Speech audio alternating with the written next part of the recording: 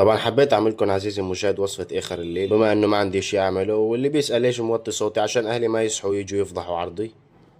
فاول شي عزيزي المشاهد رح نحتاج طنجرة، بعدين نجيب طنجرة المحارب المطعوجة. طبعا اللي بيسأل ليش سميتها بهالاسم عشان امي كانت تستعملها علينا سلاح لما ما كنا هنا. بعدين بنجيب حبة بوتيتي، بعدين بنقطعها بهي الطريقة الاحترافية لا صراحة كانت خارج النص عزيزي المشاهد. ثم نضع قليلا من الماء عزيزي المشاهد. طبعا اللي بيسأل ليش هيك الحنفية مالك دخل، لا بمزح، بس نحن حنفيتنا عاملة ضي. بعدين بنحطها على حرارة 50 وحدة عنس تبحث عن منزل. بعدين تطوي الغسيل على حسب الرغبة، وانا مجبور بس انت على حسب الرغبة. وهيك بتكون البطاطا استوت عزيزي المشاهد. طبعا ما عليكم بالغطاء هذا للايتام.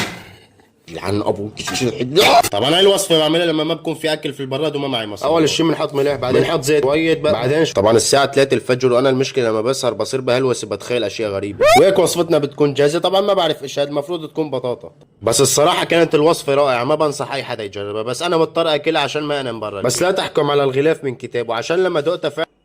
صباح الخير يا طلاب، يعني حاليا مالي خلق اتكلم مع كل بنادي اسمه. نعم يا حمار، لسه ما ناديت حدا. المهم نبدا. اول اسم مصطفى اسهال. نعم. مايكل جردون. حاضر. احمد روح جيب خبز. نعم. سكلان بخاري جنبه. موجود. فراس شطفني. بس سؤال تاني. قرب ايدك شوي.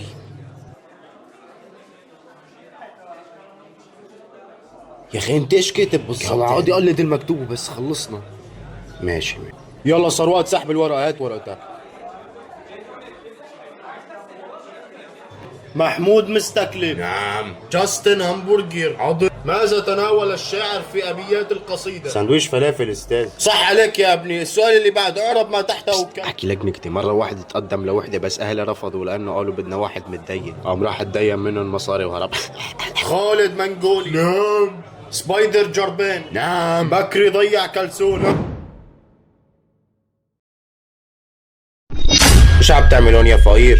يا فقير انت فقير. ايه فقير. لا تحكم على الغلاف من كتابه. اوه اسف، يعني انت صاحب هذا المكان؟ لا، لكن انا صاحب هذا البنطلون، لكن لا تحكم على الغلاف من كتابه. بعدين انت ايش قلة الادب؟ وينه ابوك؟ انت ما عارف تربيه؟ لا للاسف ابوي عطاك عمره. والله بعد عطاني شيء، يا ريت حدا يعطيني، صار لي يومين يعني. لا قصدي الله يرحمه. الله يتقبل. هذا انت شخصيا؟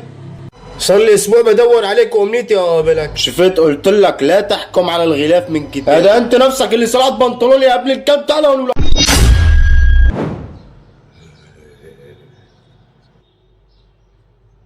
تعال هون لك. سمعتني؟ عم بحكي معك.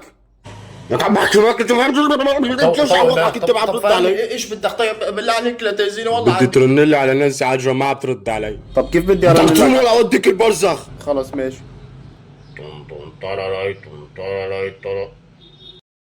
الو. بالله عليك اعطيني ابوك وينه؟ ابوي؟ قول له مالي هون. بيقول لك هو ما هون. قصدي هو حاليا بالصالون، اذا بدك بعطيك اياه يحكي معك. ما بعرف، هو حاليا قاعد عم يعمل حركات غريبه. لعن ابوك يا هي ابوي جاب سلم عليك. خلص تطول. بعطيها رنه ثانيه، هي بس مشغوله شوي ما بترد، برن عليها مره ثانيه. الو مصطفى، بالله عليك ساعدني، في واحد مجنون هون ماسك عصايه بهددني، بده اني اتصل على نانسي عجرم، بالله عليك ساعدني. لا تخاف، هو الحل بسيط. انا رح اغير صوتي لصوت بنت عن طريق اللابتوب، واعمل نفسي على اساس انه انا نانسي عجرم واخدعه. ثواني بس اشوف وين حطيت اللابتوب. ابني هذا الميزان ما عم بيشتغل، شوف لي كم صار وزني. مصطفى الو. كنت عارفن انه انت خلص بالله عليك، خلص والله بتحول لنانسي عجرم. بما انه اليوم عيد ميلادي عزيزي المشاهد، وصار عمري 20 سنه وما حدا عبرني واشتريت كيكه، فقلت خليني اعمل كيكه على ايدي انا، فخليكم معي. بنجيب اول شيء طواي، بعدين هنحتاج نص كوبايه ومعلقتين كبار من الحليب. بنحط اول شيء بيضه هيك مثل ما شايف، مع نص كاسه عباد الشمس والعياذ بالله، كاس من الحليب، كاس من الطحين، ملعقتان من الكوكوي، وللاسف كل مره بضيع السكر وفي الاخير بيطلع قدامي.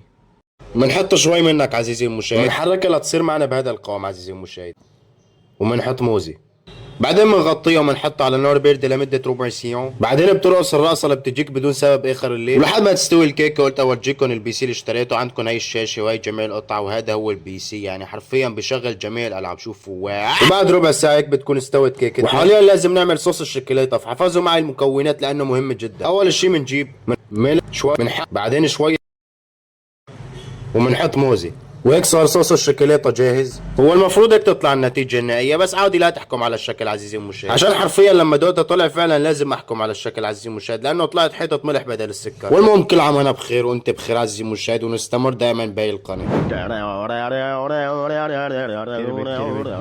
الفيديو عفوا. السلام عليكم ورحمة الله وبركاته، مرحبا بكم في برنامج الشيف ملهم. طبعا يا جماعة بعرف ما انزل من هاي السلسلة بسبب انه الميزانية كانت منخفضة شوي، هو ما كان في ميزانية اصلا، بس بسبب طلبكم الكتير حبيت انزل منها اجزاء تانية.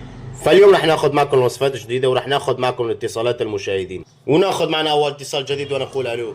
الو، تفضلي. ليه عم تتصل علي انت؟ حجي انت المتصلة. يعني اذا اتصلت عليك بترد علي؟ يعني حجي انت طولي ما بقى. عندك ذوق علي؟ حجي هذا انت ما فهمي شوي. تربيت انت ولا ناخذ اتصال جديد ونقول الو. لو سمحت، كان نفسي اخر فترة اكل شاورما وما بعرف اذا المكونات اللي عندي بالبراد بتكفي. ماشي، ايش موجود عندك بالبراد حاليا؟ موجود نص ليمونة. الحسية. اتصال جديد ونقول الو. السلام عليكم. وعليكم السلام. شيف لو سمحت، انا من فترة تابعت وصفة لك، ويعني وقت استبدلت زيت السمسم بزيت خليك معي ثواني. ماشي خذ راحتك. متأكد اخذ راحتي يعني؟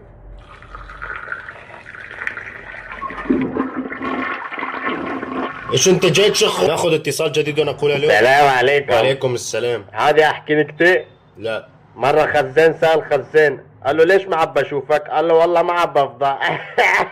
المهم بتمنى تكون عجبتكم الحلقة عزيزي المشاهد، وبعرف ما عجبتكم، ونراكم في حلقة أخرى. هو ما في حلقة أخرى، بس يعني نراكم يعني هيك. محمود محمود محمود محمود محمود محمود. نعم. قول تفاحة بالله عليك، قول تفاحة. تفاحة. انت كلب.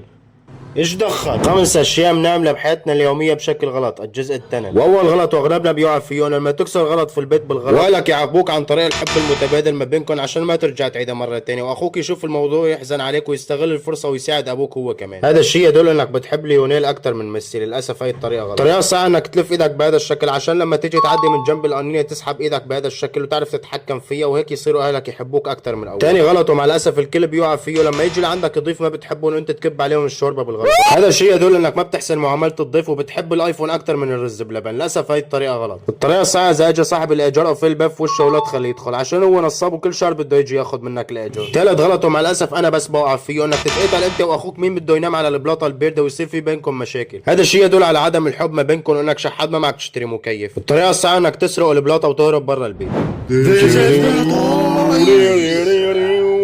الموسم الجديد يقدم لكم عرض المواهب. انا كنت عم بستنى اللحظه من زمان، واخيرا صار الوقت عشان العالم يعرف موهبتي. انا ملهم واليوم رح اوريكم مواهبي. تفضل احكي لنا ايش موهبتك.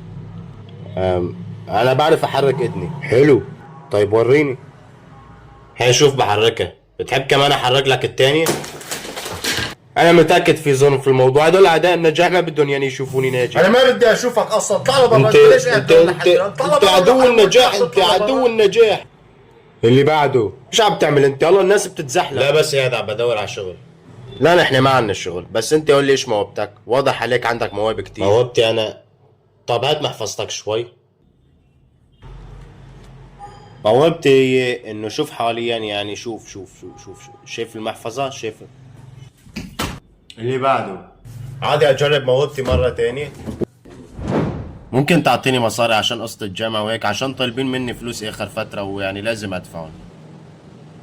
حس نفسي مقصر بحقه، يعني هو صار له فترة قاعد عم بتعب وبشتغل على نفسه، وكمان نفسه في موبايل جديد وانا ما اشتريت له لحد الان. والله حس نفسي كتير مقصر بحقه، يعني بيستاهل لازم ازوجه من حسابي واخر فترة لانه صار عم بدرس وعم بيشتغل.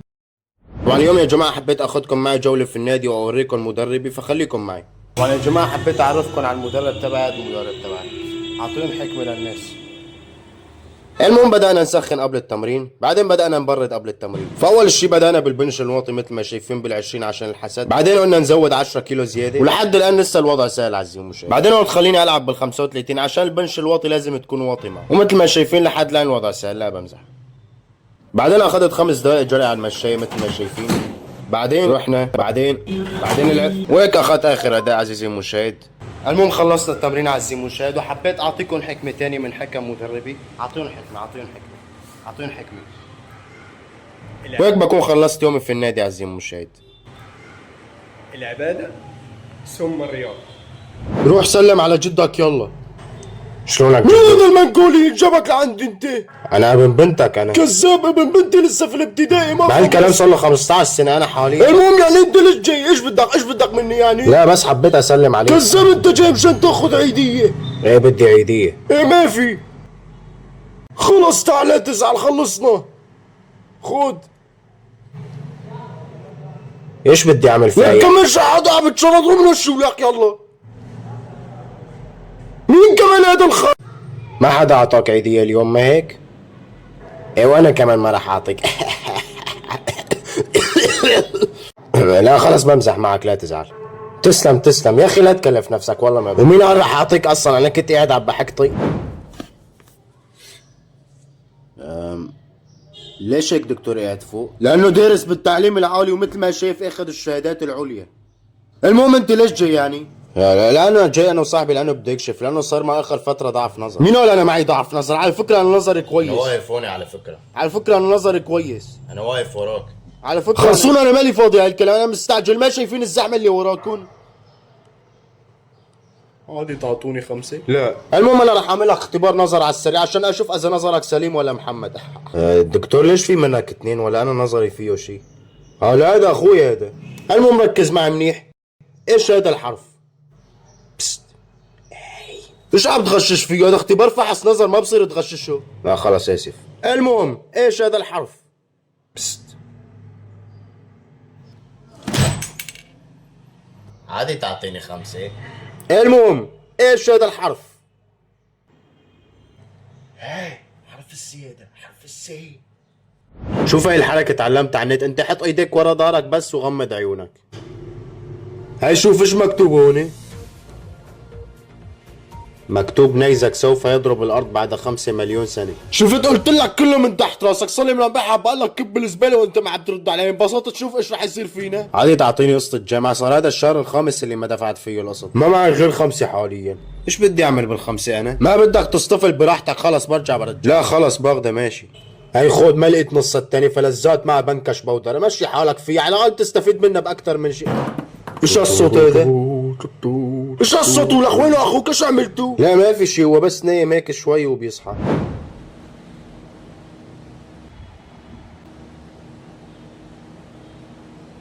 السلام عليكم يا عم امين، لو سمحت عايز لمبة فينوس الليد. لا ده انا هديك لمبه ليد هتدعيلي عليها وعلى ضمانتي يا استاذ لماح. اهم حاجة تكون اضاءتها قوية وما تهيش علشان تفضلوا من السلام. ولك اهلين اقسم بالله مشترك يا زلمه، يا اخي والله صار زمان والله مشترك اقسم بالله والله ما عبط ولك منور. ولك اهلين بالشباب اهلين والله مشتاقكم اقسم بالله مشتاقكم. شلونك عمو؟